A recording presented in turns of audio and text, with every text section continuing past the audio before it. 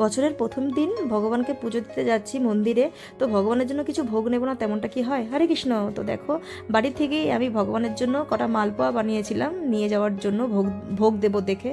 তো এরকম দুটো মাটির পাত্র নিয়েছি, পাত্রগুলোকে ভালো করে ধুয়ে রেখেছিলাম, আর এই যে মালপোয়া ভেজে রেডি করে নিয়েছি। দেখো কত সুন্দর প্রত্যেকটা মালপোয়া ফুলে টবা টবা হয়েছে। আমি এই মালপোয়াগুলোকে এখন এই মাটির পাত্রে ভরবো, তার আগে কলা পাতা ভরে নেবো। যেহেতু মন্দিরে শ্রী বিগ্রহগণের জন্য আমি ভোগ নিয়ে যাচ্ছি, তাই যতটা সম্ভব নিষ্ঠা মেনটেন করাটাই উচিত। তাই আমিও সেরকম করেছি, মাটির পাত্রে কলাপাতা ভরে আমি মালপোয়া ভরে নিয়েছি, যতটা স্পেস ছিল পুরোটাতেই। দুটো পাত্রে আমি ভোগ ভরছি এই জন্যই, কারণ মন্দিরে দুটো পাত্রেই ভোগ নিবেদন করা হয়।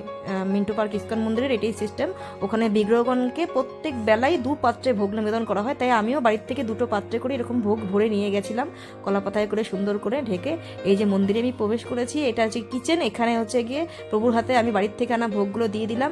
আর এদিকে আমার ছেলেরা প্রভুজিদের প্রণাম করে কৃপা নিল। আর এই যে আমি প্রসাদের পার্সেলটা নিয়ে বেরাচ্ছি, এটা আমার বুক করা ছিল, মানে আমি অলরেডি 3 দিন আগে ফোন করে বুকিং করেছিলাম সন্ধ্যাকালীন প্রসাদ। তো দুখানা পার্সেল আমি বুক করেছিলাম, একটা আমি আমার আত্মীয়দের দিয়ে এসেছিলাম, আর একটা প্লেট মানে একটা পার্সেল আমি বাড়িতে নিয়ে এসেছিলাম।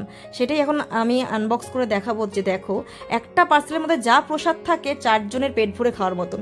দেখো এই যে পরোটা বেরাচ্ছে, এটা এখানে 6খানা পরোটা ছিল, আমি একটাই বার করে দেখালাম। আর হচ্ছে গিয়ে এরকম ভেজ পকোড়া টাইপ ছিল, আর হচ্ছে গিয়ে চিলি বেবিকর্ন ছিল, এছাড়াও ছিল কিন্তু ফুলকপি পোস্ত দিয়ে একটা খুব দারুণ সবজি, তাছাড়াও কিন্তু ছিল বটবটি আলু এবং ডিফারেন্ট টাইপের মশলা দিয়ে একটা ভাজি, আর ছিল নলেন গুড়ের খুব সুন্দর পায়েস। তো এখানে যৎসামান্য প্রসাদ, কিন্তু এখানে আরও কিন্তু প্রসাদ প্যাকেটের মধ্যে রয়েছে 4 জনের খাওয়ার মতন, ওই যে আগেই বললাম।